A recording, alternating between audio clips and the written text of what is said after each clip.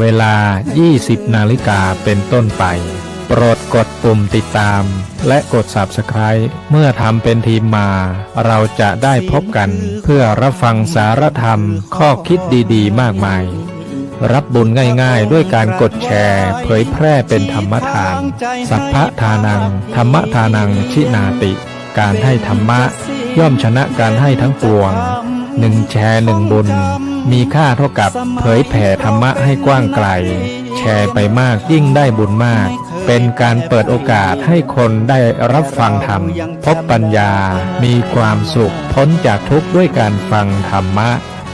มาทวงคำมันหมู่บ้านศีลห้าถือเป็นพันธะ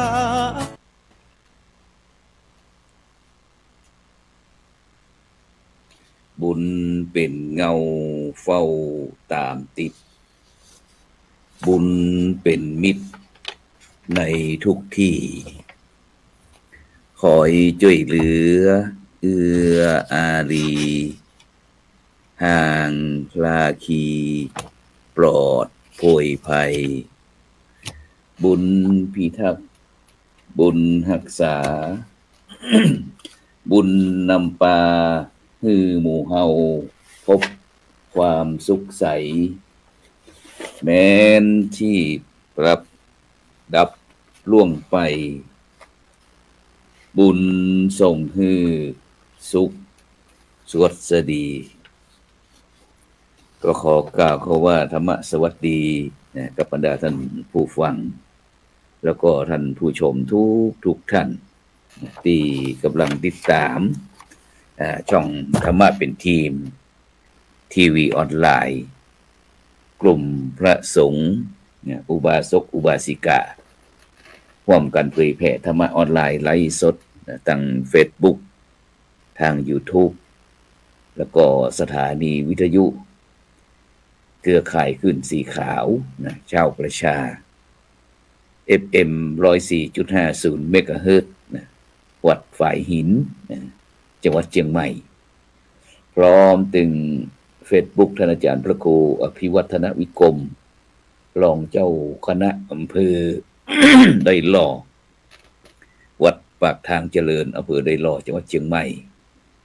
พร้อมทั้ง Facebook พระครูโสพลปริยัติFacebook ของใครแหมนี่ IDTO ทำเป็นทีมสากลพร้อมถึง YouTube YouTube นี่ก็วัดหลวงจอมคำเขมรัตน์นครเชียงตุงพร้อมถึง ภาคีเครือข่ายทุกช่องทางโดยเฉพาะบรรดาท่านผู้ฟังท่านผู้ชมที่ติดตามรายการเฮาเป็นประจำด้วยดีมากหลายท่านหลายคนก็เป็นห่วงเป็นใยว่ารู้สึกว่าในตั้งภาคเนี่ยของเฮาในช่วงวัน2วันนี้กำลังชมกันบ่ขาดสาย ควรมาอย่างแล้วนะครับฉะนั้นก่อนที่เขาจะอู้อย่างแล้วก็บรรดาท่านผู้ฟังท่านผู้ชมอย่าลืมเด้อนะกดติดตามกดไลค์กดแชร์นะเพราะว่าเป็น YouTube เฮาก็แชร์เข้าไปที่กลุ่ม LINE ก็ได้นะเพื่อที่บรรดาท่านผู้ฟังท่านผู้ชมจะได้สะดวกสบายนักยิ่งขึ้นนะที่สำคัญคือตอนนี้เฮาได้เปิดLINE กลุ่มจ่องธรรมะเป็นทีมนะฉะนั้นก็บรรดาท่านผู้ฟังท่านผู้ชมที่ติดตามก็สามารถที่จะเจิญเพื่อนกัลยาณมิตรเขาเป็นสมาชิกของกลุ่ม LINE ช่องธรรมะเป็นทีมได้นะฉะนั้นเขาก็ไปพบกับผู้ร่วมรายการของท่านหนึ่งไปที่ท่านอาจารย์พระมหาวรเชษฐ์มหาวิริโยนะจากเจาะเมืองยองครับมาจากการครับสวัสดีครับสตุครับผมทักทายครับอาจารย์ดิเลกมาเนาะวันนี้หันว่าตอนนี้อยู่ที่สวนจตุจักรกรุงเทพอีกแล้วบ่ว่านะครับกิจการนะการจัดการครับผมก็อุลอย่างนั้นจะพูดครับก็ว่าจะอู้เรื่องอย่างกันดีเนาะบางทีเพราะว่าเฮาก็บางครั้งก็บ่ได้ได้อูจากันเนาะฉะนั้นก็โดยเฉพาะในวันนี้ครับวันนี้ผมได้มีโอกาสนะครับไป เสนองบประมาณ เกี่ยวกับจ่องเข้ามาเป็นทีม เพราะว่าปีที่แล้วเราได้รับการสนับสนุนจากมูลนิธินะครับ1016นะครับเพื่อการกุศลนะครับท่านอาจารย์เจ้าคุณวิสุทธิวัชราพรนะครับหรือว่าครูบาขาวนะครับรองเจ้าคณะอำเภอเมริมนะครับวัดลัทธิวันพนอนขอนตาลนะครับอำเภอเมริมจังหวัดเชียงใหม่นะครับแต่เจ้านี่ก็ไปรับปัจจัยมาแต่เจ้านี้นะครับแต่เจ้านี้ไปรับมาแห่18,000นะครับ18,000สาธุครับก็ปีนี้ก็คงจะเดี๋ยวน้อยเดี๋ยวก็ว่างๆก็จะให้ท่านอาจารย์มหาวิเชษฐ์นะมหาวิทยโยของเฮานี่ก็ได้อาจารย์ได้ช่วยเป็นธุระเป็นภาระนะครับได้ครับได้ครับที่เขาจะต่อจ้องนะครับต่อสัญญาณจ้องนะครับต่อสัญญาณจ้องปีนี้ก็คงจะต้องเอาอีเมลผมลงแหละเนาะเพราะว่ามันก็จะง่ายต่อการบริหารการจัดการเพราะคณะอาจารย์ชุดเก่าเปิ้นก็บ่ใครมีเวลากันเนาะฉะนั้นเขาก็จะเอาเมลที่คนทำงานมันจะได้สะดวกเวลาจะขยายเนาะขยายฉะนั้นก็บรรดาท่านผู้ฟังท่านผู้ชมเด้อนะก็สามารถที่คอมเมนต์เข้ามาอยากจะให้หมู่คณาจารย์จ่องทำมาเป็นทีมเฮามาอู้เรื่องอะไรหยังนะครับเพราะว่าวันก่อนนั้นเฮาก็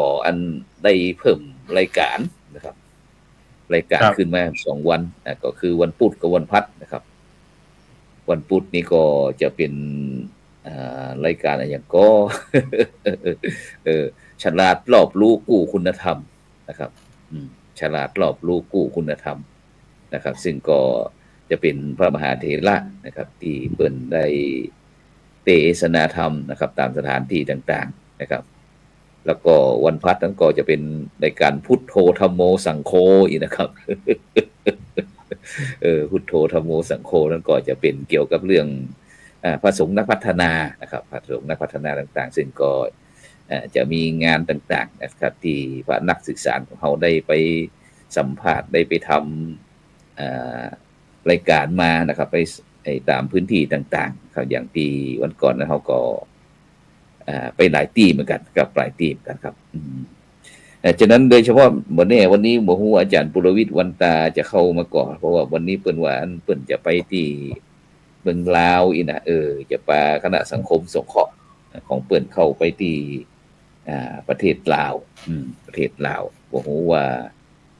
ตะกี้ก็อู้กันว่าเปิ้นว่าเดี๋ยวเข้าไปอีนะแต่ก็ยังบ่แน่กำลังเก็บของเพราะว่าจะออกเที่ยงคืนวันนี้นะไปครับในอาจจะน่าจะไปหลวงพระบางหรือว่าอย่างสักอย่างครับน่าจะไปหลวงพระบางเพราะว่าถ้าหลวงพระบางนี่เฮานึกถึงนะครับรายการพระพุทธศาสนา4แผ่นดินเนี่ยนะคือท่านอาจารย์ดร.อนุสรณ์ของอย่างต่างๆนะครับซึ่งพอดีก็ในช่วงนี้ก็อากาศกำลังดีนะครับนะปีหลวงพระบางของเฮา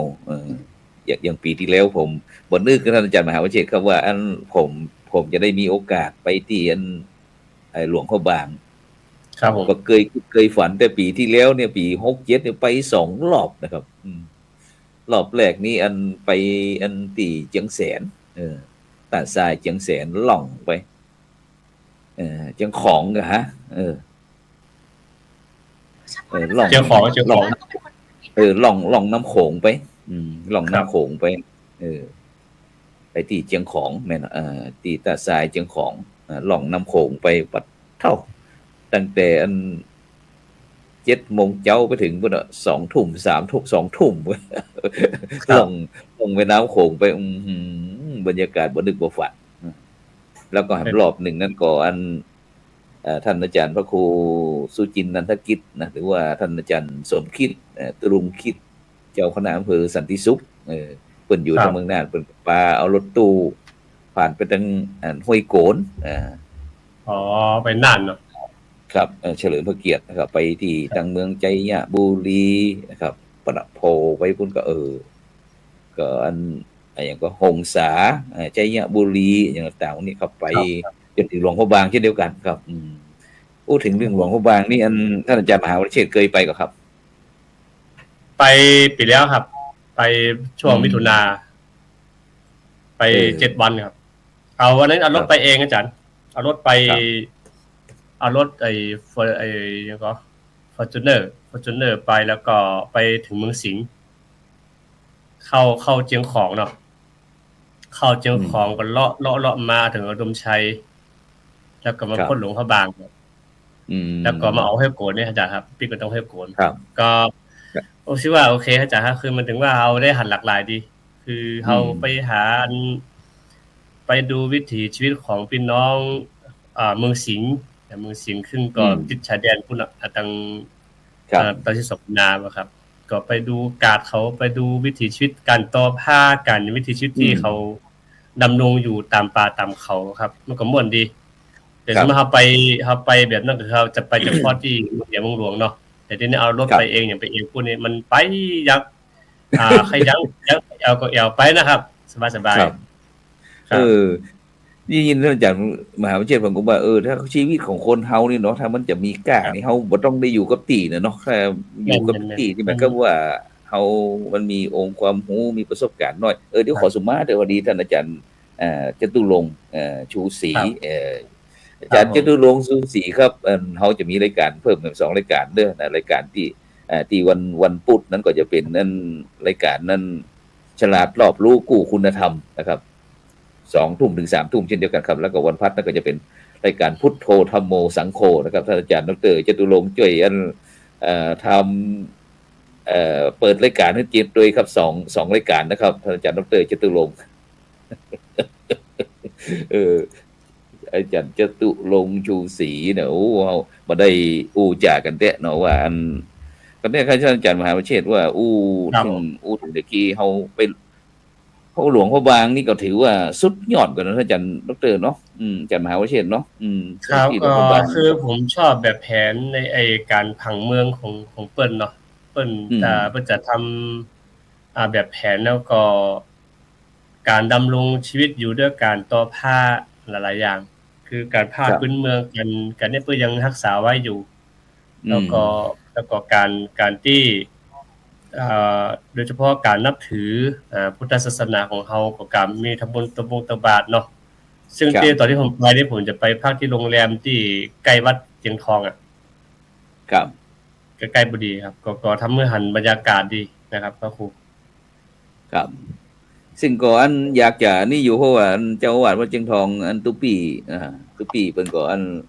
เคยออกรายการเฮาอยู่นะครับเคยออกรายการซึ่งผมก็พยายามที่จะเชิญชวนว่าเวลาอันความจริงก็นิสิตนักศึกษาเฮาก็มีอยู่แต่อันถ้าเฮาได้มหาเถระเนาะที่ในพื้นที่ได้ถ่ายทอดได้บรรยายนะครับในพื้นที่อันอย่างวัดอย่างก็อัน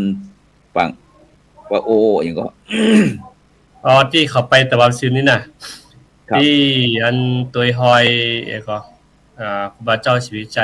ก็ที่จริงแล้วก็ทีมงานวิจัยแต่ผมได้ไปนะเนื่องจากว่าติดมาจับชงที่ต้องเสนองานในมหาวิทยาลัยพอดีผมเลยได้ไปก็ต้องขออนุญาตบ่ได้ไปกับหมู่คณะวิจัยแต่ก็คือคณะทางสงฆ์ปูนคณะวิจัยที่ทำงานด้านการเสนอครูบาเจ้าชีวิตใจเป็นบุคคลสมบูรณ์โลกนี่ก็ลงพื้นที่ก็ครูโควิดนะครับว่าทีเนาะครับรองผออาจารย์แจงมีอาจารย์ขวัญชีวันมีดร.เพนสุภาแล้วก็มีอาจารย์ปรเมศอาจารย์พงษ์เทพมณตรงแล้วก็อาจารย์อุบลพันธ์มณไสนะครับก็ทีมงานทำงานด้วยกันครับไปเก็บข้อมูลพื้นที่ในพื้นที่ก็เนื่องจากว่าในกรณีที่เขาจะเสนอข้อมูลนี้ก็ต้องมีประเทศใดประเทศหนึ่งหรือ2-3ประเทศที่รับรองครับคือหมายถึงว่ารุ่มน้ำโขงของเฮาเนาะเพราะว่าบทบาทของครูบาเจ้าชีวิตใจของเฮานี้ก็คือในรุ่มน้ำโขงของเฮาก็คือมีพระหนุ่มเรียนน้อยที่เดินทางเข้ามาศึกษาตามบ้านเฮาแล้วก็คงจะหันรูปภาพผลงานของครูบาเจ้าชีวิตชัยแล้วก็นำปิ๊กไปบูรณาการหรือว่าไปปรับใจในพื้นที่นั้นๆอันนี้คือแนวคิดหรืออุดมการณ์ของครูบาเจ้าชีวิตใจของเฮานี่คือทำให้มีประโยชน์แล้วก็ต่อเติมวิถีชีวิตของคนในพื้นที่นะครับนี่คือว่าเขาก็ทำให้หันร่องรอยในการฟื้นฟูในการสืบทอดเจตนารมณ์ของครูบาเจ้าชีวิตชัยและทีนี้อย่างกรณีของที่เมืองยองเนี่ยก็คือมีพระภิกษุสามเณรเมืองยองมาศึกษาเยอะเข้ามาศึกษาที่พระพุทธบาทตากผ้า แต่ก็ในพุทธภาษิตของเฮาเนี่ยก็หลายรูปหลายรุ่นหลายสมัยก็ทำให้แนวคิดของครูบาเจ้าของเฮาเนี่ยตกผนึกไปอยู่เมืองยองก็หลายโดยเฉพาะเรื่องการบูรณะปฏิสังขรณ์วัดวาอารามแล้วก็ไอ้เรื่องปั้นดอกปั้นดวงนะครับเรื่องศิลปะดอกปั้นลายทั้งโบสถ์ทั้งวิหารนี่ใจเนาะผมว่าซึ่งน่าจะได้อันถ้าพระพุทธบาทตากพานน่าจะได้ฝีมือของครูบาเขื่อนอาจารย์เขื่อนคำของเนาะนะครับและนี่ก็ได้สาระคือว่าอาจารย์เขื่อนคำเนี่ยได้ไปสร้างหุ่นตางเตียวขึ้นพระธาตุหลวงจำยองเมืองยองนะครับคือก็ท่านไปเริ่มตั้งแต่น่าถ้าจำแบบพี่ก็คือน่าจะประมาณปี2535-36อ่ะที่ท่านขึ้นไปในช่วงนั้นเนี่ยมันมีหุ่นตางขึ้นเพราะว่าหุ่นตางเตียวเมื่อก่อนเขาต้องเตียวขึ้นอย่างเดียวแต่ว่าต่อมาอย่างที่อาจารย์คำขึ้นไปก็ไปทำกว้างๆก็สามารถนำขับรถขึ้นไปถึงเหนือดอยได้ครับพระธาตุจอมยองนี่นะครับครับก็มีหลายวัดหลายแห่งที่ทั้งครูบาท่านอาจารย์ของคำนี่ไปช่วยบูรณะซึ่งก็มีรายชื่ออยู่เนาะรายชื่อหลายวัดอยู่ติดอยู่ผมต้องไปตัวนี้มาอยู่ครับแล้วอันถ้าที่เขาย้อนไปหน่อยนึงไปที่หลวงพ่อบางครับเพราะว่าอันที่ท่านอาจารย์มหาวิเชษฐ์ได้อู้ถึงเรื่องว่าไอ้คณะทีมงานด้านวิจัยของเฮาต่างๆนี่ได้เดินทางไปที่หลวงพ่อบางเพราะจริงนี่หลวงพ่อบางนี่ก็บ่ไกลก็ตั้งล้านนาของเฮานะครับล้านนาล้านจ้างอย่างต่างๆตรงนี้นะครับซึ่งโดยเฉพาะอันพูดถึงประวัติศาสตร์เนาะประวัติศาสตร์คือมีความเชื่อมโยงตั้งแต่พระเจ้าชัยเชษฐานะพระอาจารย์พระครูใช่มั้ยแม่นครับพระเจ้าชัยเชษฐาที่มาปกครองเมืองเชียงใหม่ของเฮาระยะนึงอ่ะแล้วก็ปิกไปก็ไปสร้างวิหารที่วิหารนึงเหรอที่งามๆอ่ะอาจารย์วัดเชียงทองนั่นครับเชียงทองนะครับครับผมนะครับมันมีความเชื่อมโยงกันอยู่หลังจากนั้นก่อน โดยเฉพาะ หลังจากนั้นก่อนสมัยครูบาสุงเมนครูบากัญจนมหาเถระนะครับเปิ้นก็ได้ค้นคว้าเรื่องคัมภีร์นะครับนอกจากที่จะมาค้นคว้าที่เชียงใหม่ที่วัดพระสิงห์แล้วนะครับครับผมแล้วก่อนเปิ้นก็ยังไปพุ่นเหมือนกันครับไปที่หลวงพ่อบางนะครับฉะนั้นเฮาจะหันพระพุทธศาสนาของเฮาที่แบบล้านนาของเฮาอีเนาะล้านนาล้านจ้างอีเด้อเนาะตั้งเหนือของเฮาไปถึงพุ่นไปถึงกับ12ปันนาครับนี่จะเป็นพระพุทธศาสนาที่สายตรงนี้นะครับซึ่งโดยเฉพาะการที่การสร้างวัดสร้างวาทุกสิ่งทุกอย่างก็คล้ายคลึงกันมากนะครับไล่กันไปไล่กันมาอย่างที่ท่านอาจารย์มหาบอกว่าเจ้าชัยเชษฐาแต่ก่อนนี้ก็เปิ้นก็ไปมาหาสู่กันนี้เนาะเป็นบ้านปี่เมืองน้องนะครับปกครองกันตั้งล้านนาล้านจ้างอย่างต่างๆนี่ฉะนั้นความแตกต่างท่านอาจารย์ครับในยุคปัจจุบันนี้เพราะว่าเขาจะหันบริบทของการสร้างเมืองเนาะเปิ้นก็สร้างบนดอยเหมือนกันบนแม่น้ำบนแม่น้ำซึ่งเขาก็มานึกถึงว่าบอกว่าจะเป็นตึงเชียงตุงเมืองยองตังเชียงใหม่เชียงรายทุกสิ่งทุกอย่างเขาก็จะอู้ถึงเรื่องน้ำเป็นหลักเนาะน้ำเป็นหลักในการที่จะใจเป็นหนทางการคมนาคมเพราะว่าสมัยก่อนน่ะมันบ่มีถนนเนาะต้องใจน้ำใจทางน้ำเป็นหลักนี่เราถ้าอู้ถึงตัวนี้ก็เฮาก็ต้องมาอู้ถึงชาติพันธุ์ไตของเฮาด้วยอาจารย์คือเราต้องย้อนประวัติศาสตร์ไปสมัยไทยดำไทยอาวไตดำไตอาวหมนะไตเหนือไตเมาในการนะครับในการเคลื่อนย้ายนะในการเคลื่อนย้ายลงมาสู่ถิ่นมาตั้งถิ่นฐานแถบภาคเหนือของเฮาเนาะก็โดยหลักๆก็คือทำอย่างต้องอาศัยตามน้ำนี่มันช่วยได้หลายๆอย่างในการดำรงชีพของเฮานะอาจารย์พระครูเนาะสังเกตดูว่าจะตั้งบ้านเรือนตามแม่น้ำก็จะว่าในการชำระการใช้ซักผ้าซักครัวชำระสิ่งต่างๆนอกจากนั้นแล้วก็ปลูกข้าวปลูกน้ำปลูกพันธุ์พืชพันธุ์อาหารต่างๆเนี่ยคือต้องอาศัยน้ำถ้าเฮาบ่อาศัยน้ำปุ๊บเนี่ยเฮาไปลงไปปลูกตามบนดอยปุ๊บมันยากลำบากมันก็ต้องหาถิ่นเหมาะที่ตั้งที่ควรที่เพื่อจะดำรงชีพให้ง่ายขึ้นแล้วสังเกตดูว่าหมู่บ้านต่างๆที่เฮาสมมุติว่าเฮาย้อนไปดูตามหมู่บ้านพี่น้อง ที่ลังอยู่ตางพุ่นนะมันจะตั้งตามแม่น้ำคงก็ดีสารวินก็ดีนะครับครับลุ่มน้ำยองลุ่มน้ำคาบลุ่มน้ำวังหรือว่าลุ่มน้ำหลวยนะครับคือเมืองอย่างเมืองยูเนี่ยอย่างเมืองยูนี่จะตั้งบ้านตามรายตามแม่น้ำหลวยเลยเมืองหลวยเมืองยูตั้งตามที่นะคือแมะที่หิมน้ำนะครับคือน้ำนองเมื่อก่อนตลาดแต่เมื่อก่อนนี่น้ำบ่ค่อยนองตอนใดแต่ณปัจจุบันนี้คือหมายถึงว่าสภาพภูมิอากาศก็เปลี่ยนสภาพพื้นดินสภาพบ้านเมืองเปลี่ยนไปปุ๊บเนี่ยมันน้ำก็ตื้นเขินทำให้น้ำมันท่วมง่ายนะครับแต่เมื่อก่อนเนี่ยผมบ่ค่อยมีนะจะพ่อครูเมื่อก่อนเนี่ยผมจะบ่ท่วมบ้านท่วมเมืองนะแม่นแต่ก่อนมันก็ตึงบ่ท่วมอ่ะบ้านเมืองเขาเพราะว่าโดยเฉพาะอันพี่น้องเชื้อสายตรงนี้นี่จะเรื่องวิถีชีวิตคือเรื่องการเกษตรนะครับเนาะครับการเกษตรเป็นหลักฉะนั้นก็อย่างที่ปีนี้นะครับปลายปีนี้ปลายปีที่แล้วมาผมก็ได้ขึ้นไปที่12ปันนาก็พื้นที่เปิ้นนี่นะครับมันตึงบ่มีที่ว่างนะครับเรื่องการเกษตรนี่นะซึ่งเฮาได้ไปบ้านเมืองหลวง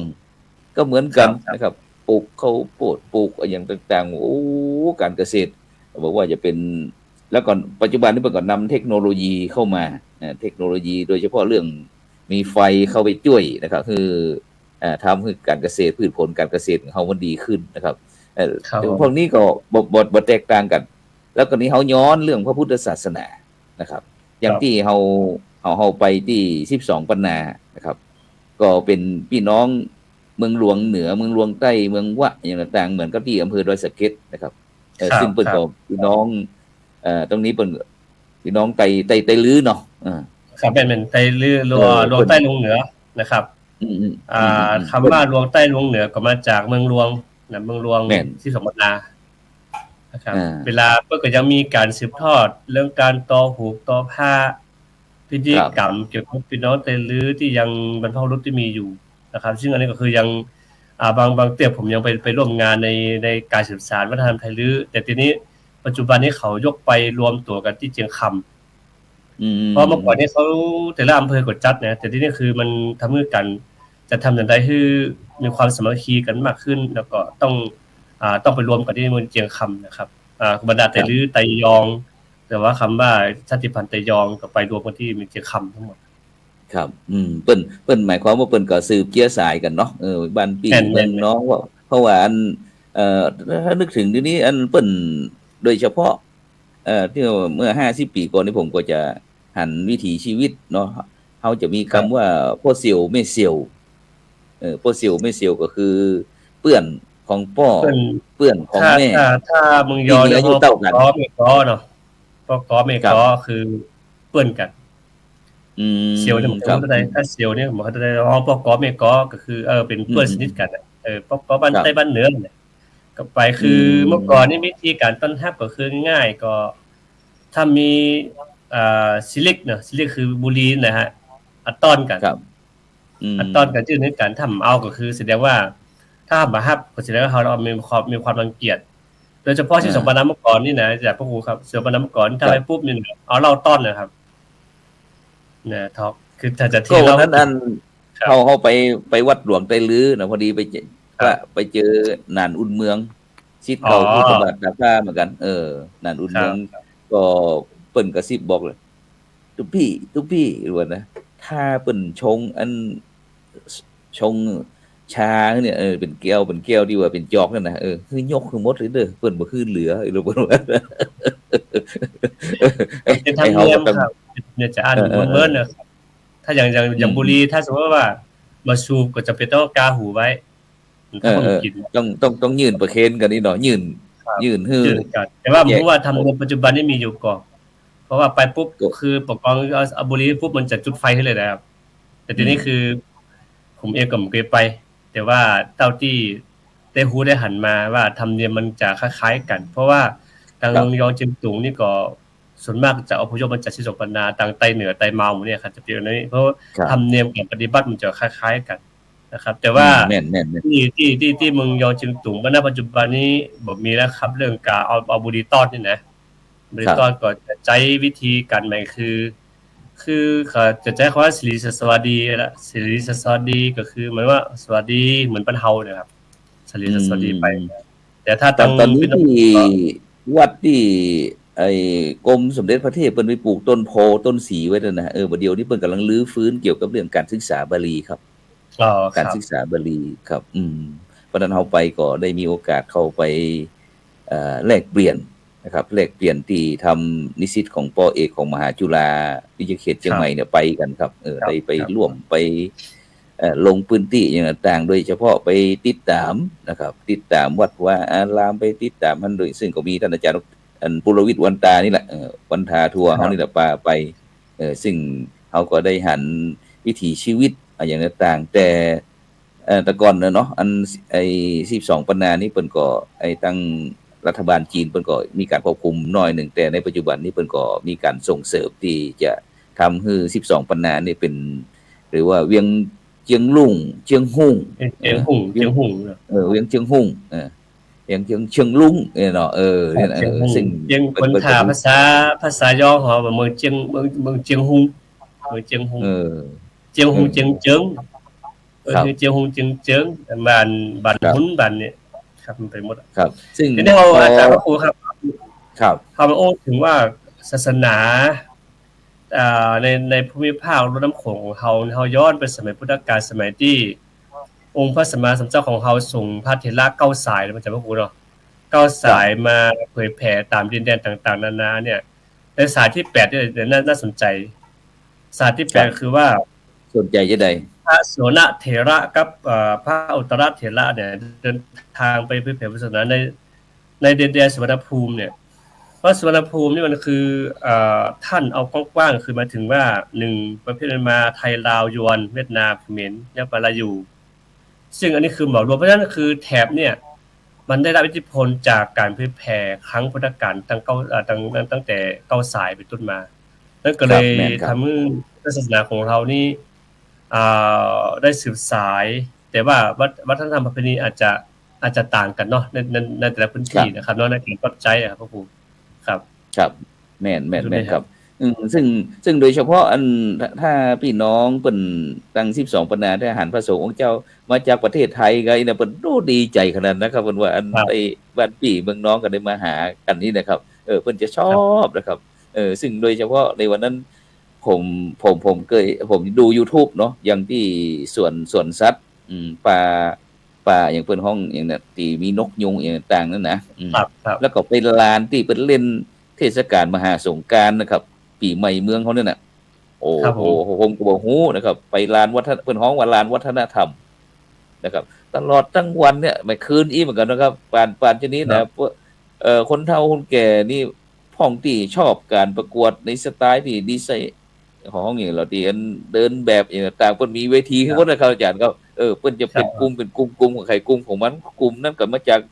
ไอ้พวกนั้นชุมชนนั้นต่างๆก็แสดงของใครของมันนะครับเขาชอบเปิ้นก็บ่ได้เสียเงินเสียทองครับมันเป็นร้านกว้างครับเหมือนกับสนามหลวงเนี่ยเหมือนกับกาดหลวงสนามหลวงอย่างต่างร้านเปิ้นฮ้องว่าร้านวัฒนธรรมไผที่มีความรู้ความสามารถมีกลุ่มอย่างมีภูมิปัญญาต่างๆมาแสดงได้เลยแสดงเปิ้นเบิดได้โอ้ผมพอแล้วโอ้โหนะครับว่าดีใจที่เฮาไปเหยียบตรงที่ว่าเปิ้นจัดเทศกาลมหาสงกรานต์ซึ่งเปิ้นทำวางพื้นฐานดีมากๆนะครับเกี่ยวกับที่จะขังน้ำคือเด็กละอ่อนเล่นน้ำในลานกว้างๆคั่นนะครับโอ้โหนะสุดยอดมีความปลอดภัยนะจังพระครูเนาะเปิ้นมีความปลอดภัยแล้วก็บ่เป็นอันตรายต่อคนที่ไปเล่นนะจังพระครูเนาะครับก็คือแสดงว่าไอ้ทางรัฐบาลนี่พัฒนาองค์ความรู้เรื่องความปลอดภัยเพราะว่าอาจารย์พระครูครับเรื่องการเป็นอยู่เฮานี่มีอาจารย์ท่านนึงเพิ่นอู้ถึงว่าถ้าบ้านเมืองใดที่ประชาชนของเฮาเนี่ยเคารพระเบียบวินัยเคารพกติกาเนี่ยบ้านนั้นจะสะอาดและเจริญแต่ถ้าบ้านเมืองใดที่ยังบ่เคารพกติกานะครับคือมือไผสาวยาวสาวได้สาวเอาเนี่ยมันก็ทำให้ยุ่งเหยิงคือเปรียบเทียบง่ายๆอย่างที่กรณีที่ผมไปอินเดียแล้วก็ไปมาเลมาเนาะมันก็พอมาดูมาเลปุ๊บมันรู้สึกว่าสะอาดสะอ้านแล้วก็มีระเบียบวินัยนะแต่พอไปถึงอินเดียปุ๊บมันต้องสับสนวุ่นวายเรื่องจราจรความเป็นอยู่มันก็คือเขาค่าจะมีระเบียบ แต่นี้เนี่ยอย่างตอนนี้อย่างที่อาจารย์พระครูอู้ถึงที่เปิดลานนกยุงเนาะลานวัฒน ลาน ธรรม วัฒนธรรมครับ ครับแสดงว่ารัฐบาลเพิ่นคืออ่าองค์ความรู้แล้วก็มาออกแบบฮื้อเนาะอาจารย์พระครูเนาะ ครับ มาออกแบบฮื้อมาวางแผนฮื้อว่าจะทำอย่างใดแล้วก็อีกอย่างหนึงคือเยาวชนของ12ปันนาปัจจุบันก็กลายไปแล้วอะครับหมายถึงว่าเขาเห็น พี่น้องทางจีนเป็นเต็มเกือบเต็มครับ จีนแล้วก็ ก็จะเหลือ แล้วทำโอตัวเก่าแล้วถ้าจะบ่เหลือละแล้วก็ทีนี้แต่ว่ายังมีนักปราชญ์บางท่านที่เข้ามาศึกษามหาวิทยาลัยของเขาเนี่ยพลิกไปนะครับนาคำจังมาศึกษาปริญญาโทอยู่ที่มชของเขาเนี่ยพลิกไปแล้วก็ไปฟื้นฟูเรื่องการเขียนใบลานเรื่องตำราภาษาเนี่ย ครับ ถ้าก็เป็นตัวหลักเหมือนกันนั่นคือองค์ความรู้ส่วนมากแล้วเนี่ยอาจารย์พระครูครับภาพจากเขาไปเนี่ยปัจจุบันเองพระภิกษุหนุ่มเมียน้อยก็มาเฮียนตามมมลก็ดีมจลก็นักอันนี้คือมาพัฒนาองค์ความรู้จากบ้านเฮาไปนี่มาว่าวัฒนธรรมของเฮาเนี่ยตอนนี้คือมันแลกเปลี่ยนกันไปมาเพราะฉะนั้นวัฒนธรรมมันบ่ตายอยู่แล้วอาจารย์พระครูเนาะซึ่งก็ไหลสู่กันไปไหลสู่กันมานะครับเหมือนกับที่ว่าอันพระพุทธศาสนาพุทธมันจะล่าต่ำช้อยก็ตั้งเพก็ไหลเข้าไปตั้งเพล่าต่ำช้อยก็พระพุทธก็ไหลเข้ามาฉะนั้นโดยเฉพาะเรื่องภูมิปัญญาท้องถิ่นครับที่เป็นมรดกล้ำค่าครับซึ่งในปัจจุบันนี้อย่างที่ท่านอาจารย์มหาวิเชษฐ์ได้อู้ถึงบอกว่าคนหนุ่มคนสาวนั้นเปิ้นก็จะไปตั้งวัฒนธรรมของพี่น้องตั้งกลุ่มใหญ่ก็คือจีนนี่เนาะแต่ยังมีพี่น้องอันที่อีพ่ออีแม่ต่างๆพ่อน้อยพ่อหนาต่างๆที่เปิ้นยังเป็นภูมิปัญญาท้องถิ่นในปัจจุบันนะครับนั่นจะที่เปิ้นสืบทอดนะครับอย่างกรณีอย่างนานอุ่นเมืองนี่ครับที่เปิ้นได้มาอยู่วัดพุทธบาทจากพาร่วมกับผมสมัยเปิ้นเป็นเณรนะครับเปิ้นเป็นเณรแล้วก็เปิ้นก็ในปัจจุบันนี้เปิ้นก็อันเป็นพ่ออาจารย์เป็นพ่ออาจารย์แล้วก็สร้างวัดสร้างว่าแต่พ่ออาจารย์นี่เปิ้นมีเงินเดือนฮื้อเหมือนกันเด้อรู้สึกว่าปันหยวนนี่นะปันหยวนก็ 4,000 บาทบ้านเฮานะครับ4,000 5,000ประมาณนี้ครับปันหยวนก็อยู่ได้นะครับเพราะว่า1เป็นพวกนั้นจิตวิญญาณแต่คือเป็นว่าถ้าผมว่าผมพอแล้วก็คือรัฐบาลเพิ่นฉลาดหมายความว่าจ้างให้คนทำงานอยู่คือจ้างให้เอาความรู้ออกมาเพราะว่าองค์ความรู้เนี่ยอยู่ในปุ่มของพวกน้อยบ่นานเหล่านี้นะครับอาจารย์พระครูครับเพราะละอ่อนปัจจุบันนี้อ่านภาษาบ่ได้อ่านตัวเมืองบ่ได้อ่านตัวฤดูบ่ได้อ่านตัวธรรมบ่ได้ก็เหลือแต่เป็นน้อยบ่นานที่ยังมีลมหายใจก็เลยใช้วิธีเนี่ยคืออย่างนั้นก็สร้างคุณค่าคือพวกน้อยบ่นานที่เพิ่นมีความรู้แล้วอยู่แบบบ่เหงานะครับเฮาก็ต้องเพราะฉะนั้นคือเฮาแบบมีแนวคิดว่าบ้านเฮาถ้าเฮาจ้างคนเฒ่าคนแก่จะที่มีความสามารถที่สามารถแปลงสวยก็ดีแปลงกวยก็ดีแปลงซาก็ดีน่ะน่าจะทำให้คนเฒ่าบ่เหงาเหมือนกันนะครับผมครับเพราะว่าในยุคนั้นเปิ้นก็ที่เปิ้นไอ้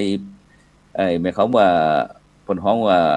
พัฒนาบ้านเมืองเปิ้นนะครับเปิ้นซึ่งเปิ้นก็จะใจพูดง่ายคือว่าจะเข้มเกี่ยวกับเรื่องชนกลุ่มต่างๆนะครับโดยเฉพาะเรื่องภูมิปัญญาต่างๆหรือว่าพระพุทธศาสนาเขาก็ถูกคุมกำเนิดด้วยฉะนั้นก็บ่น้อยบ่หนานี่ก็ลำบากหน่อยนึงแม้แต่พระมหาเถระหรือว่าเป็นระดับ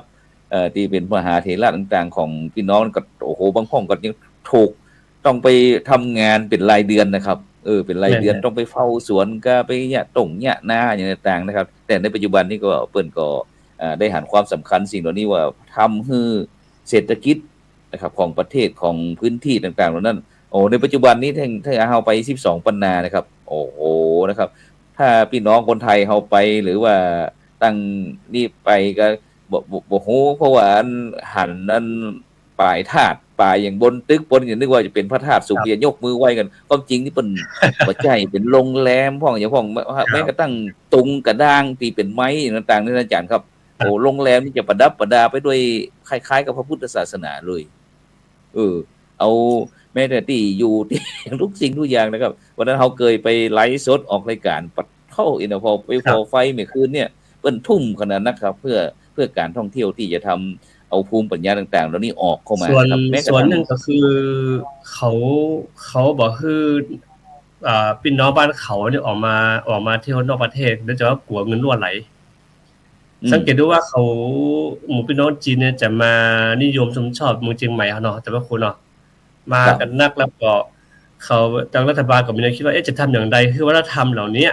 นะครับศิลปะวัฒนธรรมที่มันอย่างเป็นเชียงใหม่ก็ดีกรุงเทพก็ดีเนี่ยเอาไปอยู่ที่เขาแล้วคือปั้นแบบเหมือนหมดเลยคือ copy แล้วทีนี้ก็คือจ้างเนาะจ้างดีไซเนอร์บ้านเฮาไปโดยเฉพาะสาราล้านนาเฮาก็หลายท่านนะครับที่ผมเจ้าไอ้อย่างที่โดดเด่นพี่เนาะโดดเด่นที่เป็นที่มีชื่อเสียงค่ะอย่างว่าล่องคุณนี่ครับว่าล่องคุณก็พยายามนะครับหลายที่นั่นคือเขาเนี่ยคิดว่าบ่อยากคือพี่น้องตำปุ่นเนี่ยเปิ้นมาเที่ยวบ้านเฮาแล้วเพราะว่าอย่างน้อยมาก็เหมือนกันนั่นแหละครับนะครับคือเปิ้นอยากให้เงินอยู่ไหลออกนอกประเทศครับบ่อยากจะให้เงินทองรั่วไหลเนาะแม่นๆอันนี้ครับครับครับซึ่งโดยเฉพาะแต่พี่น้องไตของเฮานี่ก็บอกว่าจะเป็นไตลือไตขืนไตตั้งไตยองอย่างต่างนี่ถ้าได้ยินอาหารพระเจ้านี่เพิ่นก็จะพยายามที่จะอู้นะครับ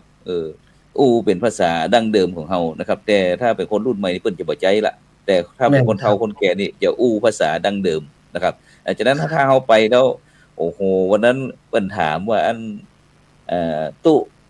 ฟังกับก็นะแม่อยากจะทำบุญจะนิมนต์ไปฉันเพลที่บ้านอีนั่นน่ะโอ้เขาก็บอกเขาก็อันบ่ได้แล้วแม่เฮ้ยเนาะเพราะว่าเดี๋ยวก็จะต้องพอเฮามาเป็นคล้ายกับนักท่องเที่ยวเนาะครับเป็นนักท่องเที่ยวที่จะต้องไปมาหาสู่ต้องใจดำเนินตามกรอบตามกำหนดการวันนั้นจะไปหั่นวันนั้นจะไปนี่ต่างๆฉะนั้นเนี่ยผมว่าต้องใจแบบถ้าอยากจะไปเมืองก็ต้องใจแบบวีซ่าราย3เดือนหรือว่าปีครับมันจะทำให้เราอยู่ได้ศึกษาเห็นรู้มากขึ้นแต่ทีนี้คือผมใฝ่ฝันอยู่ว่าถ้ามีโอกาสอยากจะไปจำพรรษาเพราะว่าจะเป็น12ปันนาเชียงตุงเมืองยองได้สักที่ภาษานี่ก็ไปเมืองยองก่อนพ่อครูผมเพียงว่ามีใครอยู่เลยผมว่าผมน่าจะเป็นมหากุศลอย่างยิ่งผมคิดว่าจะว่าพอถ้าผมได้มีโอกาสนะครับแต่ผมนี่ใฝ่ฝันไปจำสายอินเดียบ่เราได้นะจะไปเรียนตะปุ้นนี่บ่ใครถูกจริตกับผมตะปุ้นนี่นะแต่ถ้าเป็นตรงนี้เนี่ยรู้สึกว่ามันมีความผูกพันอย่างต่างชีวิตเฮาบ่ต้องได้ปรับเปลี่ยนอย่างนักครับมันได้ย้อนได้หันคุณค่าอย่างว่าที่สิ่งที่บุรพาจารย์เพิ่นได้ก่อสร้างห้างแปลงครับบ่ว่าจะเป็นเรื่องการดำเนินชีวิตสัมมาอาชีพแม้กระทั่งภูมิปัญญาต่างๆนะครับเพิ่งเฮามองหันแล้วก็มันเป็นวิวัฒนาการจนถึงปัจจุบันเนี่ยฉะนั้นผมถึงกับท่านอาจารย์มหาหลวงติ๊บพ่องอย่างต่างๆพยายามที่จะให้หมู่เฮาได้เตรียมว่าเนี่ยมันจะต้องมีการเปลี่ยนแปลงแต่เนี่ยจะใดที่เฮาจะได้ทำคือเรื่องภูมิปัญญาต่างๆเนี่ยสามารถที่จะเพราะว่ามันอยู่คู่กับวัดอะครับภูมิปัญญาต่างๆเพราะว่าทุกสิ่งทุกอย่างสถานศึกษาโรงเรียนต่างๆสมัยก่อนนั้นอยู่กับวัดเหมือนกับที่ตั้งฉานหรือว่าเชียงตุงเมืองยอง12ปะนางเฮานั่นน่ะแต่ในประเทศไทยเฮานี่ของเฮานี่ถูกดึงการศึกษาออกจากวัดไปแล้วฉะนั้นก็เป็นห่วงอยู่ว่าในปัจจุบันเนี่ยเด็กละอ่อนของเฮานี่ยังบ่ใครสนใจเรื่ององค์ความรู้หรือว่าภูมิปัญญาท้องถิ่นนี่สักเท่าใดเพราะว่าจะบ่ได้ใส่ใจเลยโดยเฉพาะในปัจจุบันนี่เหมือนกับเป็นการวางยาซึ่งละอ่อนไทยเฮาคนหนุ่มคนสาวเฮาก็ตอนนี้กำลังตกหลุมดำครับอาจารย์ครับได้มือถือเครื่องว่าสนใจสักสิ่งสักอย่างเลยมันก็อย่างที่จริงแล้วเรื่องนี้ก็ค่อนข้างกระทบไปทั่วโลกเลยจ้ะครับจะเก็บบ้านเฮาเฉพาะการเรียนการสอนตั้งปุ่นก็ค่อนข้างจะลำบากนิดนึงแต่ว่ามันยังแต่ว่าอำนาจการตัดสินใจในการที่จะดูแลละอ่อนเนี่ยอยู่ที่พระสงฆ์เพิ่นคือพ่อแม่เพิ่นจะอัพฮือเนาะคือหมายถึงมอบเพิ่นเลยอะครับมอบเพิ่นเลยว่าดูแลเต็มที่เลยว่าถ้ามันลึกก็สามารถกระทำอย่างได้แล้วก็เพิ่นก็บ่มีการฟ้องร้องอย่างบ้านเฮาเนาะบ้านเฮานี่มันมีกฎหมายควบคุมอยู่แล้วจะเวลาจะเย็นอย่างเราไปแล้วก็จะลำบากดังนั้นคือต้องพูดอย่างคือถึงแม้ว่าการสื่อสารนี่ก็ค่อนข้างจะมีปัญหาเรื่องเฉพาะการใช้เครื่องมือสื่อสารเนี่ยคือหมายถึงว่าละอ่อนก็ติดเหมือนกันนะครับพระครูติดแล้วก็ทีนี้คือต้องแต่ว่าถึงเวลาเรียนก็เรียนนำจะว่าเล่นนะครับถึงเวลาเรียนคือเรียนแต่ว่าเล่นคือเล่นคือเล่นเนี่ยครับก็แบ่งเวลาให้ถูกอันนี้ก็คือแล้วทีนี้คือละอ่อนปัจจุบันก็คือว่าการสิ่งยั่วยุหรือว่าสิ่งยั่วยวนต่างพูดอย่างน้อยอยู่แต่ต่างเพศนี่มันมีสามารถที่จะเซเว่นแมคโครตั้งไทยเฮานี่มันไปไกลแล้วครับอาจารย์ครับมันเป็น50ปีแล้วครับ มันขยับไปเป็น50 ปีแล้วฉะนั้นถ้าเฮาพระสังฆเจ้าต่างๆได้ทำหน้าที่หรือว่าได้มีการสอนการเผยแพร่อย่างต่างๆที่มีประสิทธิภาพคุณภาพผมว่ายังง่ายนะครับแต่ประเทศไทยเฮานี่อย่างว่ามันมาไกลคือว่าแถมน้อยในเมืองเรานี่ก็จะเหมือนกับประเทศไทยเฮานี่ครับแถม50 ปีนี่นะเหมือนกันเนี่ยครับแต่จะได้ผมก็ยังมองว่าถ้าข้อสิ่งเหล่านี้มันเป็นสิ่งที่มันเหมือนกับว่ามีการทดลองทดสอบผ่านวันเวลาต่างๆเข้ามาล้วนแต่เชื่อถือได้แต่ในใหม่วันปัจจุบันเนี่ยครับอย่างในปัจจุบันอย่าง call center อย่างเขาต่างๆปัจจุบันเนี่ยบางครั้ง AI ในปัจจุบันนี่เฮียนตึงหน้าตึงตาตึงเสียงต่างๆบางครั้งคนเราแก่เขาบอกนึกว่าลูกสาวโทรหาโอนเงินพวกก็เชื่อเปิดตั้งแต่เพราะมันเสียงมันแม่นเนาะแต่เรามันยุค AI มันตกแต่งบ่ได้หมดครับอาจารย์เชื่อยังบ่ได้เลยแม้แต่ตัวเขายังเชื่อบ่ได้เลยนะปัจจุบันเนี่ยทำให้มีคนบอกไว้วางใจซึ่งกันและกันเนาะอย่างเมื่อก่อนประจำพระครูครับ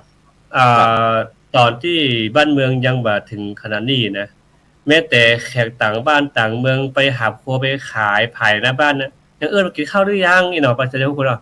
มันกินเตื้อในห้องมันกินข้าวนะครับแม่นพอมันกินข้าวด้วยกันอาหารมีไปเซาะซื้อมาฮื้อแต้มนะแต่ในปัจจุบันนี้แม้แต่หัวอยู่ติดกันเฮายังรู้จักกันสักคนน่ะบางทียังตักบัดทายกันต่างคนต่างทำมาหากินแต่ถึงเวลาก็เข้านอนเหียอย่างเหียเนี่ยมันก็ทำให้เฮาความเป็นญาติธรรมต่างโลกของเฮาก็ลดน้อยถอยลงไปแต่สุดท้ายก็ถึงวันใดวันหนึ่งก็มาเกิดทะเลาะเบาะแว้งกันใช่มั้ยครับแต่อย่างโดยเฉพาะ call center เนี่ยมันแทบจะบ่กล้ารับใครเพราะถ้าสมมุติว่าเป็นเบอร์ที่มีชื่อเฮาไว้นะเฮาก็ยิ่งจะลำบากครับแค่จะบ่ได้รับเลยนะครับซึ่งนั้นย้อนไปสมัยที่ผมเป็นเณรบ้านนอกนะครับอยู่บ้านนอกที่จังหวัดแพร่นะครับเฮาก็จะเป็นคนที่ชอบรดน้ำต้นไม้พ่องเอาน้ำเพราะมันหน้าวัดเขานี่จะมีฮ้านหม้อน้ำดินนี่ครับผมก็จะรดต้นไม้เสร็จแล้วผมก็จะล้างแป้นที่เป็นตูบเป็นหรือว่าเป็นศาลาที่สำหรับใส่หม้อน้ำสัก3แก่น3ลูกเสร็จแล้วเขาก็จะใส่น้ำเตรียมน้ำบวยล้างอย่างให้เรียบร้อยนะครับคนเฒ่าคนแก่เปิ้นพ่อค้าแม่ขายเปิ้นเดินผ่านกันในสมัยก่อนเปิ้นเดินนะครับอย่าเก่งแค่มีรถถีบเท่าอยู่สักกันนึงนี่ล้อดอกล้อวัวครับแล้วก็เปิ้นผ่านไปผ่านมาเปิ้นก็จะมาแวะกินน้ำอย่างต่างแล้วเปิ้นเวลาเอาของอย่างต่างเวลาเปิ้นไปค้าไปขายกันที่ตลาดนะครับมันเป็นตลาดกาดมัวเหมือนกับที่อันแฮร์รี่ถ้าเป็นเชียงตุงนะครับที่แฮร์รี่เปิ้นคนเฒ่าคนแก่เปิ้นจะขายอย่างนั้นน่ะถ้าเหลืออย่างนั้นเปิ้นกลับมาเปิ้นก็จะเอาสินค้าเหล่านั้นเอามาใส่ฮ้านหม้อน้ำของผมน่ะครับบอกว่าจะเป็นผักกาดบอกว่าเป็นหน่อไม้เป็นมะทั่วนะครับซึ่งเฮามองแล้วก็ว่าสิ่งเหล่านี้มันเป็นสิ่งที่ทำให้ชุมชนสังคมบ่ว่าจะเป็นบ้านเป็นวัดเป็นราชการเป็นโรงเรียนต่างๆเนี่ยมันเปิ่งปาอาศัยกันครับทำให้พื้นฐานชุมชนของเขาเนี่ยมันมีความแน่นแฟ้นอย่างที่ท่านอาจารย์ว่าที่อันว่าทุกสิ่งทุกอย่างมันมีแต่ความจริงใจไงครับบ่เคยคิดสิ่งที่บ่ดีต่อกันก็เลยมีทำไว้วางใจกันฉะนั้นวัดของเขานี่แน่นอนละถ้าใครได้ไปเป็นขโยมแล้วสุดยอดนะแต่จะต้องมีคนไปฝากกับตุลุงก็อย่างที่ไว้วางใจที่ว่าเขาอู้กันเสาร์ที่แล้วนะว่าวัดต้องเป็นที่พึ่งชาวบ้านวัดต้องเป็นศูนย์รวมในการในการส่วนรวมของชาวบ้านด้วยกันโดยเฉพาะเรื่องการศึกษาหลักธรรมคำสอนหรือวิทยาการต่างๆเนาะแต่ทีนี้อย่างเมื่อก่อนเฮาย้อนอดีตว่าการเรียนการสอนเกิดขึ้นจากวัดบอกว่าคาถาอาคมบอกว่าจึงดับจึงแล้วล้วนแต่สอนในวัดนะครับนั่นคือครูบาอาจารย์คือก่อนที่จะเข้าวัดเนี่ยต้องเมื่อเข้าหน้านาอาจารย์พระครูผมจะมาเดือน7เหนือนี่เริ่มหลังจากสงกรานต์แล้วเนี่ยมันก็เริ่มตัดสินใจแล้วจะไปเป็นขโยมก็ถ้าเป็นขโยมแล้วก็ไปท่องตั้งแต่นั้นไปประมาณ5เดือนเนี่ยประมาณเดือน4เดือน5หรือเดือน3ออกพรรษาแล้วก็ได้เวลาบวชก็ไม่ใช่ง่ายนะครับต้องไปหาปอกเก้านะครับปอกเก้ามีปอกเก้าไม่ออกเก้าก่อนถึงจะบวชได้ ก็บวชแล้วก็ต้องเอาไปซ่อนก่อนนะครับพระครูเอาไปซ่อนก่อนซ่อน ครับ ในตรงนาวันน่ะแล้วก็คือพ่อแม่เนี่ยไปไถปิกมา ครับ เอาไปซ่อนหมายความว่าเปรียบเสมือนพระเจ้าเวสสันดรของเขาเนี่ยตอนที่ไปอยู่ในป่าหิมพานต์เนี่ยนะครับแล้วก็ป้อต้องไปเจอปิกมานะครับนั่นคือที่เพิ่นสืบกันมาเสร็จจากนั้นก็ต้องมาเวลาบวชพร้อมกันก็ต้องเปิ้นฮ้องนกวันตาพร้อมกันนะครับนะไหว้อาหังไอ้สร้างมันเตนะว่าพร้อมกันเปิ้นว่าเป็นทำนองนะมันว่าเป็นวันตามีพันเตสาปังอาปาลาเนี่ยทังกามาทาเมพันเตมยาเนี่ยครับว่าพร้อมกันนะครับถ้าว่าพร้อมกันปุ๊บก็เอาไหมนะครับคือมันถือว่าคนก็พวกศรัทธาตามมาตามมือกับมันนักก็ต้องผู้บวชก็ต้องท่องกรรมพร้อมกันกราบพร้อมกันนะครับถ้ากราบพร้อมกันก็จะเอาไหมฝึกในห่างอาจารย์ครูเนี่ยครับยังในปัจจุบันนี้ผมก็ใช้วิธีเดิมเนี่ยตอนนี้ก็หลังจากที่สอบบาลีนักธรรมร้อยน้องเนนผมตั้งแต่ทุ่มถึง3 ทุ่มเกิน4 ทุ่มแล้วก็ต้องท่องสวดมนต์เนี่ยเดี๋ยวผมออกจากรายการแล้วผมก็ต้องไปเรียบครับจากนั้นอย่างผมเป็นเนนที่ผมจะชอบอย่างหนึ่งที่ท่านได้ยินท่านอาจารย์มหาวชิรได้อู้ถึงเรื่องคาถาวันนั้นก็เข้าไปติดตามงานที่อันบัณฑิตของมจร.ก็เจอท่านอาจารย์ดร.บุญชัยอาจารย์บุญชัยก็บอกว่าได้อู้ถึงสมัยที่ผมเป็นนิสิตคือลูกศิษย์ผมฟังว่าพระครูโสพลเป็นอย่างนั้นพระครูโสพลเป็นอย่างนี้ผมก็เลยไปอู้ว่าในปัจจุบันเนี่ยอย่างพ่อผมนี่เวลาคนที่เป็นมะเร็งผิวหนังท่านอาจารย์ครับเปิดว่างูสวัสดิ์ก็อย่างกัดเป็นว่าเป็นห้องเป็นมะเฮงนี่นะพ่อผมนี่จะเก่งตรงนี้ว่า1 มนน้ำแล้วก็มีก๋อยเกี้ยวนะมึงแปลเป็นห้องก๋อยนะครับที่คันๆเป็นหัวใหญ่ๆนั่นนะที่เขาใจ1กิ่งแตนเข้าสมัยก่อนนี่เข้าห้องบ่ใครมีก็จะใจก๋อยพวกเนี้ยเขาเป็น1แล้วเปิ้นก็จะเกี้ยวเราเป่าแล้วก็เวลาโดยเฉพาะเปิ้นก็ตาเลยนะครับมนน้ำนี่น่ะคาถาก็บ่ยาวครับง่ายๆแค่บอกว่าตะมังคารมุตตะมังตัวนะครับแล้วก็อันผมเป็นนี้ที่ผมจะชอบพระครูบาอาจารย์ผมก็ตุลุงขอคาถาจิมมึงจะเอาคาถายังสาวผมหรือว่าผมสาวอีนะ แล้วทีนี้ก็เลยไปปะตุลุงหล่อนี่เปิ่นก็เลยฮื้อคาถาผมคาถาอุดเลือดเวลาโดนมีดโดนฟ้าอย่างใกล้นะแล้วก็อันใจคาถาเนี่ยกั้นหายใจตั้งนะโม3 จบแล้วก็ว่าคาถาแต่คาถาบทนี้ว่าออกรายการนี้บ่ได้จะถามก็เลยไปคือท่านอาจารย์นั่นเทพประวินท่านอาจารย์นั่นคุณชัยได้ฟังแล้วเพิ่นก็โจทย์กันไว้คาถาเนี่ยคาถาอุดเลือดแม้กระทั่งบ้านเฮานี่มันมีการเล่นบอกไฟดูเล่นบอกไฟอุดบอกไฟเหมือนกับว่าถ้ามีการแข่งกับโจรนี่นะผมนี่มีครับผมมีการผ่าต่อเอ็นต่อกระดูกก็มีกับมีต่อก็คือเวลาตกต้นไม้ก็ดีเมื่อก่อนเปิ้นจะมีหมอเนาะอันนี้ขอตั้งตานิดนึงนะครับโยมวริศนันเนี่ยเมื่ออาคารที่แล้วรู้สึกว่าไม่สบายเนาะก็ขอให้กำลังใจโยมอยู่กรุงเทพนะครับโยมวริศนันก็ว่าสบายขอให้หายป่วยหายเจ็บหายป่วยไวทีนี้อู้ถึงคาถานี้ก็อย่างว่าอาจารย์พระครูสุพลแมนมากำว่าคาถาอันเข็มบอกไฟคาถาอึดหูปูนะบางคนก็เฮาว่าคาถา5 บาทก็มีเตื้อนึงคือเขาแข่งฟุตบอลกันน่ะอย่างนั้นก็บ่เข้าโกนนะครับเขาใช้คาถากันพอไอ้นี่มาแก้คาถาเปิดคาถา5 บาทปุ๊บเข้าเฉยเลยนะครับเขาก็เลยว่าคาถาบาทคาถาเปิดบาทคาถานี่มือใจย่อยๆนะอาจารย์ครับแม้กระทั่งพานปลาหรือว่าที่เปิ้นเสาะล่าหากินเข้าปลาเข้านี่ล่าสัตว์ต่างๆเนี่ยบางเตี้ยนี่บางพื้นที่จอมขมังเวทหรือว่าพ่ออาจารย์ในหมู่บ้านในป่าเปิ้นก็ปิดป่าก็มีน่ะหากินถึงบ่ได้สักสิ่งสักอย่างมันอย่ามาแกนมาใจก็นะดีบ่ดีก็จะพานไปหาดูเจ้าน่ะนะหรือว่าแม่ม้านน่ะออกบ้านบ่จับอีละปะแม่ม้านป้าดูเจ้าอี ครับ ฉะนั้นยังเป็นผู้เจ้าสมัยเป็นผ้าเป็นเน้นสมัยก่อนนี่ก็ต้องระวังนะครับการจะเข้าหมู่บ้านเนี่ยเวลา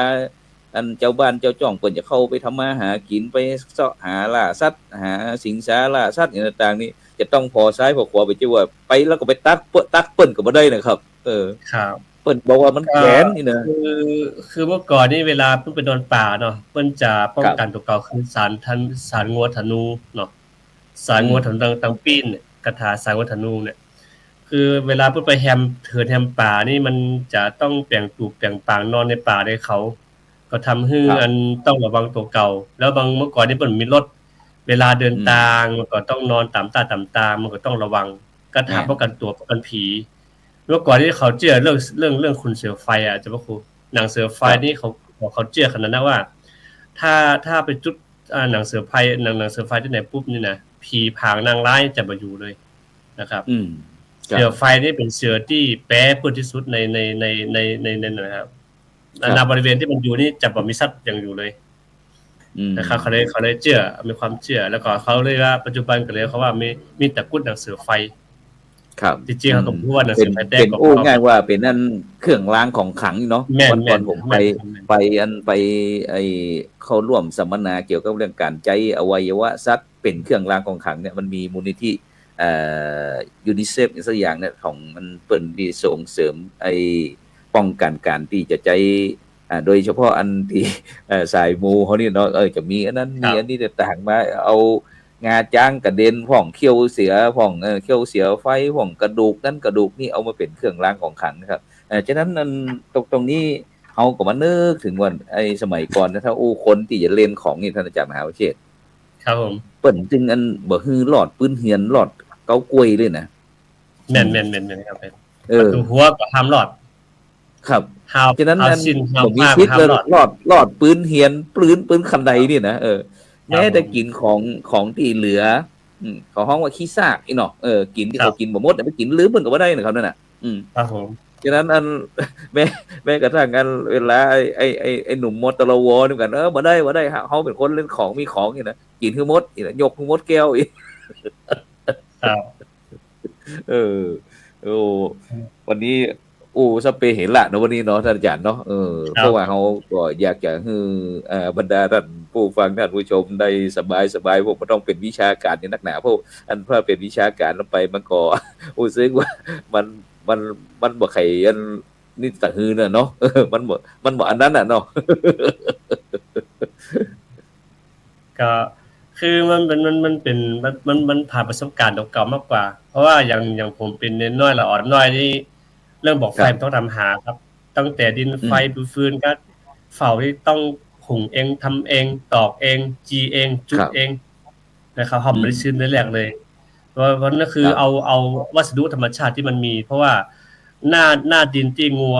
ขี้งูเหี่ยวนั่นแหละอันนั้นคือตัวดินตัวเฝ้าเลยครับตัวเฝ้าดินไฟที่เขาสามารถมากรองแล้วมาเคี่ยวอย่างน้ำอ้อยแล้วก็มันมาถึงเวลามันจะจับตะกอนเป็นก้อนเนี่ยจะบ่มีชื้อครับบ่มีชื้อแล้วก็เฮามาตำเฮาจะใส่เฝ้าเท่าใดฐานเท่าใดฐาน2ฐาน3ฐาน4ฐาน5เฮาก็ต้องมากะเอาถ้าฐาน1มันจะแห้งฐาน4มันจะป่อยใส่มากเข้าไปแหมหน่อยแล้วก็ดินปืนมันก็ดินปืนนี่เวลาจะตำเฮาจะตำมันได้มันมีปิดก็คือใส่น้ำปูนขาวเจ็บแบบพริกนะมันก็จะมีวิธีกลไกของการทำอยู่ครับโดยเฉพาะอันเรื่องถ้าถึงเรื่องบอกไฟขึ้นเนาะบอกไฟที่เขาไปจุขึ้นฟ้าเนี่ยซึ่งตั้งคนตั้งของเฮานี่ที่เล่นบอกไฟเพิ่นมีความเชื่อนะครับว่าจะเป็นการจุดที่ขอฟ้าขอฝนต่างๆนี่นะครับโดยเฉพาะพี่น้องตาพญาแถนครับตั้งภาคเหนือของเฮาแล้วก็ภาคอีสานนะครับเมืองว่าขอฮือปูแทนยาแทนบ่เกิดไม่เกิดครับฉะนั้นอัน12จุไทยตรงนี้เนี่ยนะผู้แทนยาแทนนี่นะถ้าเฮาได้มีโอกาสแล้วก็เข้าไปสืบเสาะค้นหาต่างๆนะครับที่จะไปตั้งเวียดนามที่ลาวอย่างต่างๆนี่ครับ12จุไทย12เมืองจริงๆน่าสนใจนะจ๊ะพ่อครูเพราะว่าผมซื้อหนังสือมาเล่ม1ประวัติศาสตร์12จุไทยเนี่ยก็สนใจมากมันจะอยู่ทางเวียดนามถ้ามีโอกาสก็น่าจะไปศึกษาวิถีชีวิตของนั้นเพราะว่าการการจาได้วัฒนธรรมมันบ่ต่างกันเลยนะครับการวิถี แต่เนี่ยมันจะไปใช้ไอตัวพันน้ำอ่ะเขาจะอยู่ตามพิมพ์น้ำแล้วก่อนตัวเขาห้องอย่างพ้นห้องอย่างการลักน้ำอ่ะ ครับ นะครับน่าสนใจครับน่าสนใจ ครับฉะนั้นเขาก็พยายามครับที่จะนำเกี่ยวกับเรื่องวิถีที่มีความเกี่ยวข้องที่ถ่ายทอดผ่านพระพุทธศาสนาทั้ง4แผ่นดินของเขาเนี่ยมาอู้กันแบบเนี้ยครับซึ่งก็ความจริงก็อยากจะตั้ง12ปันนาตั้งฉานครับตั้งไอ้ประเทศลาวประเทศไทยเวียดนามเขมรอะไรต่างๆนี่เขาได้มาอู้กันเพราะสายพุทธศาสนาของเขานี่มันเป็นสายด้วยกันครับท่านอาจารย์ครับแต่ในปัจจุบันนี้ก็มันเป็นพุทธศาสนาร่วมสมัยครับอาจารย์เนาะร่วมสมัยก็คือตึงสายไอของมหายานเถรวาทนะครับมันก็จะเป็นผสมผสานกันเลยนะครับซึ่งหลายท่านหลายคนก็พี่น้องจะพูดเขาพุทธบริษัทเขาในปัจจุบันนี้ก็ยังบ่ฮู้นะครับเพราะว่าพระคุณเจ้าเขาก็บ่ได้อู้คือคณะสัทธาญาติโยมฟังนอกแต่ที่ผู้ที่ไปคว้าสนใจเรื่องพระพุทธศาสนาแต่นะครับถึงจะรู้ว่าพุทธศาสนานั้นเป็นสายมหายานนี่เถรวาทอย่างต่างๆนี่อย่างประเทศจีนที่เขาหันพระถังซัมจั๋งกาเนี่ยไปเจอพระกัมภีร์มากาอีกนะจะดูหนังกันแหละคนเฮาก็ปัจจุบันนี้ก็เลยจะเชื่อหนังนะครับเพราะบางครั้งนี่หนังหรือว่าภาพยนตร์เนี่ยมันก็เป็นเพียงที่ว่าคาดการณ์คือว่าอนุมานเอาหรือว่าคิดเอาว่ามันจะน่าจะเป็นเช่นนั้นเป็นเช่นนี้แต่ความเป็นจริงนั้นอาจจะบ่ใจก็ได้นะครับฉะนั้นวันนี้เฮาได้มามาจากันก็ม่วนขนาดเหมือนกันนะเนาะสองรูปนี่นะก็จริงก็ต้องเสียดายท่านอาจารย์ดร.ดิเลกคนนี้เป็นบ่าวน้อยไปเอวที่สวนจตุจักรกรุงเทพอาจารย์ปุรวิทย์วันตาเมื่อก่อนเตรียมตัวที่จะเข้านำไอ้ลูกทัวร์เข้าน่าจะเป็นเนี่ย